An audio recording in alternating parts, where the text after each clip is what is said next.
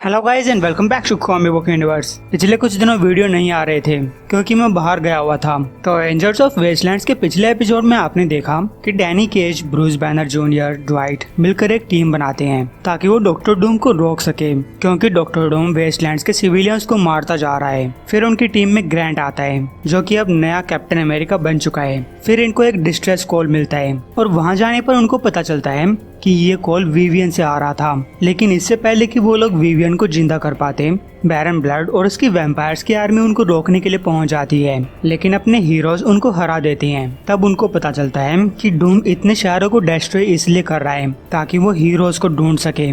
इसके बाद विवियन को फिर से जिंदा किया जाता है और फिर विवियन ग्रैंट को कैप्टन अमेरिका की असली शील्ड देती है।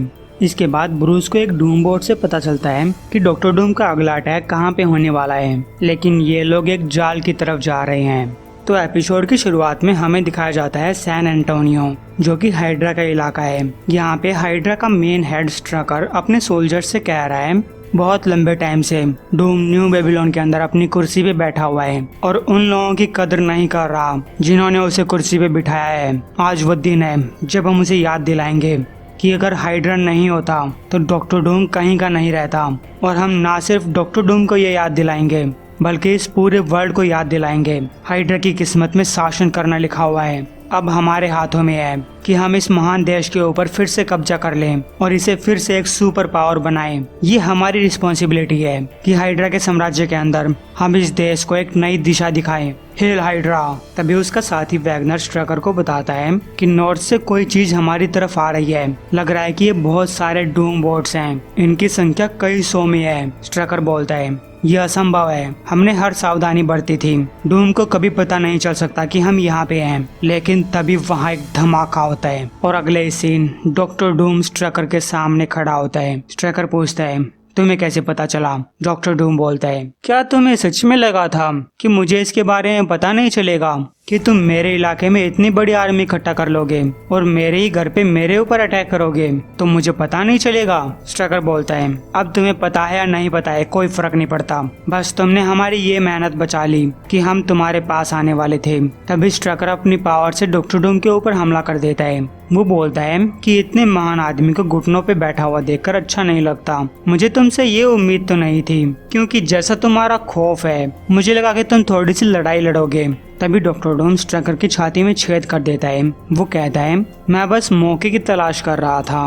मरते मरते स्ट्रकर बोलता है जब तक तुम मर नहीं जाते तब तक हाइड्रा नहीं रुकेगा। तुम एक सिर काटोगे तो दो जिंदा हो जाएंगे। डॉक्टर डूम उसका सिर फोड़ते हुए बोलता है नहीं, अब नहीं, हाइड्रा यहीं का यहीं खत्म हो जाएगा। अपने हीरोज ओसबोर्न सिटी पहुंच जाते हैं, जिसके चारों तरफ एक बड़ी सी दीवार खड़ी की गई है।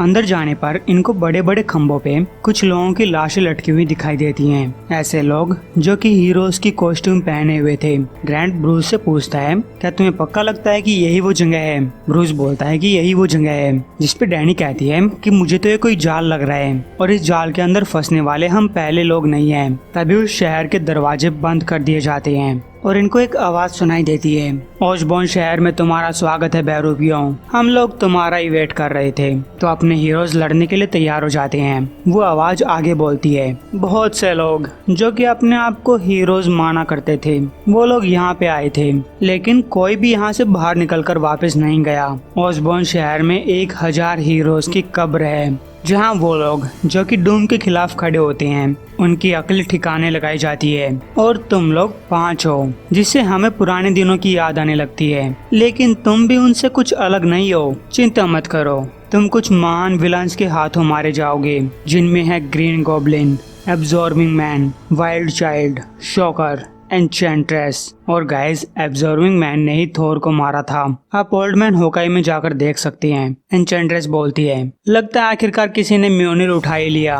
गॉब्लिन कहता है देखो इन बच्चों की तरफ, इन कॉस्ट्यूम्स में इतने क्यूट से लग रहे हैं। मोडॉक बोलता है तो पार्टी शुरू की जाए। एन्चेंट्रेस थोर के ऊपर हमला कर देती है। वो बोलती है मैं जानती हूँ कि तुम इस हैमर के साथ अपने आप को इनविंसिबल महसूस कर रही होगी, लेकिन ये म्योनिर भी असली ओडिंसन को नहीं बचा पाया था और वो तो एक शाही खून था, एक एसगार्डियन था, लेकिन तुम तो एक इंसान हो। वाइल्ड चाइल्ड ब्रूस से बोलता है तुम कितने क्यूट से हो ना, एक छोटा सा हल्क। मैं जानता हूँ कि मेरे क्लोज तुम्हारी चमड़ी को नहीं बेच सकते, लेकिन मैं हमेशा सोचा करता था कि तुम्हारी आंखें इतनी सख्त नहीं होंगी, और अब मुझे पता भी चल गया।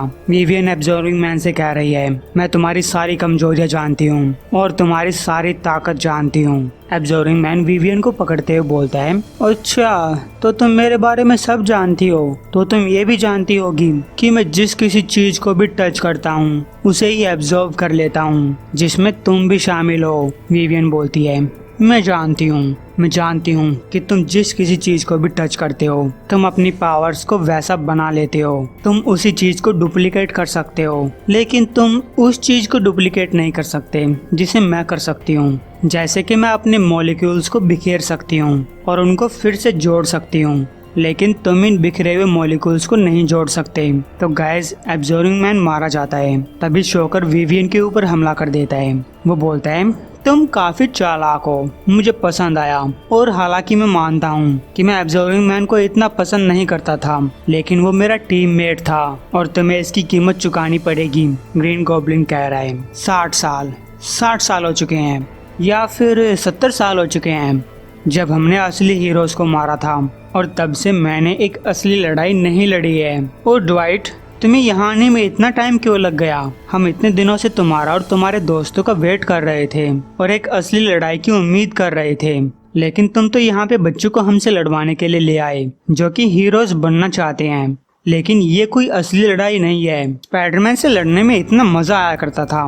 ग्रैंट पूछता है, ड्वाइट ये किस चीज के बारे में बात कर रहा है, और ये तुम्हारा नाम कैसे जानता है? तुम इन कमीने को कैसे जानते हो? ड्वाइट बोलता है, मैं नहीं जानता। वाइल्ड चाइल्ड बोलता है, इट्स ओके ड्वाइट, ये लोग इतने लंबे टाइम तक जिंदा नहीं बचेंगे कि ये तुम्हारे ऊपर हमला कर सके, क्योंकि तुम इनको एक जाल के अंदर फंसा चुके हो। ग्रीन गॉब्लिन कहता है, तुमने अपने दोस्तों से झूठ बोला ड्वाइट? झूठ है। तुमने इनको डॉक्टर डूम के साथ हुई अपनी डील के बारे में क्यों नहीं बताया? तभी ड्वाइट ग्रीन गॉब्लिन के ऊपर हमला करता है और बोलता है, मुझसे दूर हट जाओ। एन्चेंट्रेस बोलती है, हालांकि मुझे इस हरे सूट के पिछवाड़े पे लात पड़ता हुआ देखकर मजा आ रहा है, लेकिन ये लड़ाई मुझे बोर कर रही है। इन बच्चों के साथ लड़ने में इतना मजा नहीं आ रहा। शायद मुझे थोड़ा सा एंटरटेनमेंट जोड़ लेना चाहिए। जाओ मेरे छोटे हरे बीस्ट, एन्चेंट्रेस को एक शो दिखाओ। तो एन्चेंट्रेस ब्रूस के ऊपर एक स्पेल कास्ट करती है, जिससे ब्रूस डैनी के ऊपर हमला कर देता है। ग्रीन गॉब्लिन ग्रैंट के साथ लड़ रहा है, जबकि वाइल्ड चाइल्ड विवियन के साथ लड़ रहा है और कह रहा है, मुझे पता था कि तुम्हें कभी न कभी तो सॉलिड फॉर्म में आना ही था। अब मैं तुम्हारे चीतड़े फाड़ दूंगा, तुम्हारा सर्किट फाड़ दूंगा, तुम्हारा दिमाग फाड़ दूंगा। ये सब देखकर ड्वाइट रोने लगता है। तभी शोकर ड्वाइट के ऊपर हमला करता है और कहता है, जब तुम्हारे पास मौका था तभी तुम्हें भाग जाना चाहिए था। लेकिन फिर ग्रैंट शोकर के ऊपर हमला कर देता है और ड्वाइट से बोलता है कि वहाँ खड़े मत रहो, कुछ करो। तो ड्वाइट छुप जाता है, क्योंकि शोकर के हमले की वजह से उसका हेलमेट काम नहीं कर रहा है। इसीलिए ड्वाइट उस हेलमेट के साथ थोड़ी सी छेड़छाड़ करता है। तभी शोकर उसके पास आते हुए कहता है, तो तुम यहाँ पे छुपे हुए बैठे हो जबकि तुम्हारी बाकी टीम लड़ रही है। मैं जानता था कि तुम एक कायर हो, लेकिन तुमने तो हद पार कर दी। अब तक ड्वाइट अपने सूट के साथ छेड़छाड़ कर चुका है। वो जल्दी से अपना हेलमेट पहनता है और सिग्नल भेजता है। शोकर बोलता है, चल आजा कायर, अपने पैरों पे खड़ा हो जा, मैं तुम्हें लड़ते हुए मारना चाहता हूँ। लेकिन तभी शोकर अपने पीछे देखता है, वहाँ पे टिड्डियों का एक बहुत बड़ा झुंड आ चुका है और वो टिड्डियों का झुंड इन विलन्स के ऊपर हमला करके उनको खा जाता है। उनकी सिर्फ हड्डियाँ बच जाती हैं। ग्रैंट बोलता है, काफी भयानक मंजर था ड्वाइट, क्या ये टिड्डियाँ थी? मुझे तो लगा था कि तुम एंटमैन थे, ना कि टिड्डी मानव। ड्वाइट कहता है कि मैं किसी भी इंसेक्ट को बुला सकता हूँ। जब मैं एक छोटा बच्चा था तब मैंने इस हेलमेट को मॉडिफाई कर दिया था। हालांकि मैं ये नहीं जानता था कि ये काम करेगा, क्योंकि शोकर ने मुझे एक बिजली का झटका दिया था। मुझे अपनी पूरी ताकत लगानी पड़ी। डैनी बोलती है कि बहुत सारा खून बह चुका है, हमें ये सब कुछ बिना खून खराबे के करना पड़ेगा। तभी विवियन बोलती है कि मुझे एक और इंसान का यहाँ पे होना महसूस हो रहा है। वो इंसान कम बल्कि एक मशीन ज्यादा है। और विवियन सीधा उस टावर के अंदर घुस जाती है जहाँ पे उसे मोडोक मिलता है। मोडोक बोलता है, डूम जानता है कि तुम आ रहे हो। विवियन कहती है, अच्छा है, मैं उसको बताना चाहती हूँ कि हम आ रहे हैं। मोडोक बोलता है, वो इन सब के लिए तुमको मार देगा। विवियन कहती है, वो कोशिश कर सकता है लेकिन वो फेल हो जाएगा। विवियन मोडोक की बॉडी से उसका दिल निकाल आती है, यानी कि वो मशीन जिससे मोडोक काम कर रहा था, और मोडोक मारा जाता है। अब डैनी ड्वाइट से पूछती है कि वो सब लोग जो कुछ कह रहे थे क्या वो सच था। ड्वाइट बोलता है वो सच था, वो मैं ही था जिसने डूमबॉट के सिर में इस लोकेशन की प्रोग्रामिंग की थी। मैं जानता था कि ब्रूस इसे ढूंढ लेगा और हमें यहाँ पे ले आएगा। डैनी पूछती है कि तुमने ऐसा क्यों किया। ड्वाइट बोलता है क्योंकि मैंने डॉक्टर डूम के साथ एक डील की थी। ग्रैंट चिल्लाता है क्या तुम मजाक कर रहे हो? कब से तुम इन सब लोगों को मेरे खिलाफ भड़काने की कोशिश कर रहे हो, जैसे कि मैं डॉक्टर डूम का जासूस था, बल्कि तुम डॉक्टर डूम के लिए काम कर रहे थे। उसका प्लान क्या था? उसने तुम्हें ये सब करने के कितने पैसे दिए? ड्वाइट बोलता है कि बात ऐसी वैसी नहीं है। जब डूम वहाँ पे आया था मैंने कहा था ना कि उसने हर किसी को मार दिया।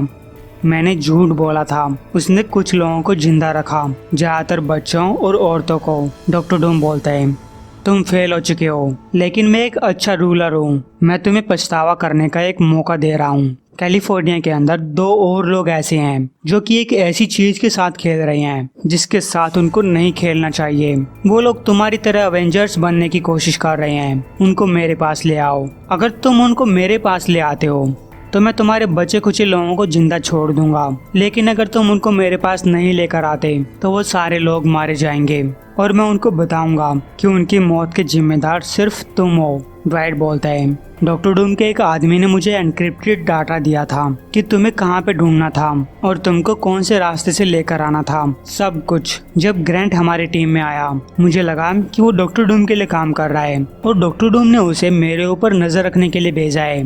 मैं तब तक इस सारी मुसीबत से निकलने की कोशिश कर रहा था, लेकिन मुझे लगा कि ग्रैंट हमें और मुसीबत में डाल देगा। मुझे माफ कर दो। डैनी बोलती है ठीक है चलो चलते हैं, हमारे पास टाइम वेस्ट करने के लिए नहीं है। जिस पे ग्रैंट बोलता है ऐसे कैसे ठीक है? ड्वाइट ने माना कि वो हमें एक जाल के अंदर फंसा रहा था और हम लोग इस तरीके से बिहेव कर रहे हैं कि जैसे कुछ हुआ ही नहीं। हम ड्वाइट का क्या करेंगे डैनी?